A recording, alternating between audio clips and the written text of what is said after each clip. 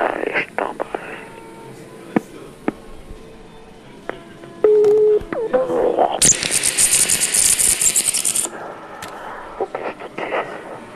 Je te tue, salope.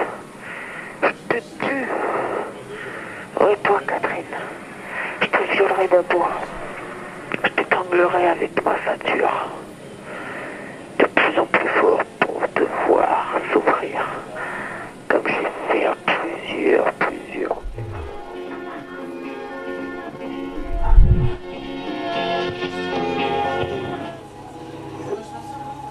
Malgré les apparences, le rapprochement entre Barthes et Vassili Grossman n'est pas gratuit.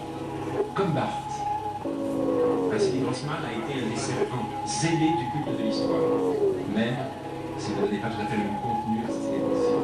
Et comme lui, il a fini par briser l'idole lorsqu'il a pris conscience qu'il était un survivant. Il y a une différence bien entendu, elle est considérable. Barthes médite la perte de l'être cher, Grossman médite, entre autres, la perte de son peuple. J'ai lu un jour cette phrase d'un poète yiddish, David Bergelson. Partout, dit-il, il y a des peuples qui pleurent la perte de leur fils. Et voici le docteur Pfeiffer, c'est une phrase écrite. À compter du moment où le sang est versé, si l'on dit qu'Allende a échoué, je sais qu'il a réussi. Non seulement pour lui-même, le nom qu'il porte et qui est grand, mais aussi le socialisme qu'il incarne. A-t-il eu raison? Il l'a dit dans son dernier souffle, l'histoire me donnera raison. Je pense que c'est vrai. Une fiche. Oui, parce que je me demande bien ce que c'est. Parce que ça m'intrigue. Donc vous n'êtes pas du tout concerné par le sex-fiche. Si vous me dites ce que c'était, peut-être que je serais concerné. Allô monsieur, je vous entends très mal. Si vous me dites ce que c'est, peut-être me sentirais concerné. Ce que... Oh, on a raccroché. Oh, elle a raccroché. Ah, une demoiselle a raccroché, mais vous êtes toujours là, monsieur. Oui, bien sûr. Comment vous parlez du sex-fiche? On peut parler du sex-fiche de différentes manières. On ne peut jamais tout à fait l'apprivoiser parce qu'on appelle la raison ou parce qu'on appelle un discours. Lorsque je sermonnais des auditeurs éventuels d'appeler au sujet du sex-fiche,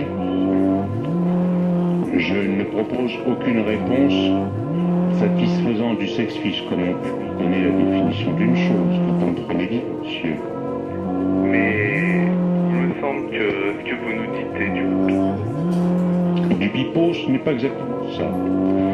Je dirais que le sex-fiche s'exprime de différentes manières, mais vous qui appelez à vous une notion plutôt précisée du sex-fiche, mais j'avais certaines raisons Vous n'auriez d'appeler. pas de substance illicite? Comment? Comme par exemple du cannabis ou je ne sais pas. Parce que... Non, nous ne sommes point une tribune qui donne lieu aux hallucinations ou à toutes sortes de délires et aux drogues. Disons que vous avez une manière assez déconcertante d'amorcer ce débat-là. Demandez simplement, non, je vous rassure tout de suite. Oui, rassurez-moi. Le sex-fiche est un état conscient, oui, et non point un état comment dire, où on donne la préséance par toutes sortes d'artifices. Ce n'est pas un discours non plus, ce n'est pas un discours rationnel. C'est pour ça que je vous demandais, avant de pouvoir intervenir sur le sex-fiche, que vous me donniez une raison, quelle qu'elle soit, une raison d'appeler valable. Si vous m'appelez pour me demander la définition du sex-fiche, définition que je juge complexe, et si elle est exprimée concisément que je juge improbable, je demande avant tout à l'auditeur que vous êtes, résume qu'il doit avoir une raison, une bonne raison d'appeler. Et je viens, en effet, Oui. m'appuyer. Je vous écoute, monsieur, attentivement. Je vous laisse la parole. Prenez votre temps pour vous exprimer. Cette masse immense de désirs, d'intérêts et d'activités constitue les instruments et les moyens dont se sert l'esprit du monde pour parvenir à sa fin, l'élever à la conscience et la réaliser. Car son seul but est de se trouver, de venir à soi, de se contempler dans la réalité.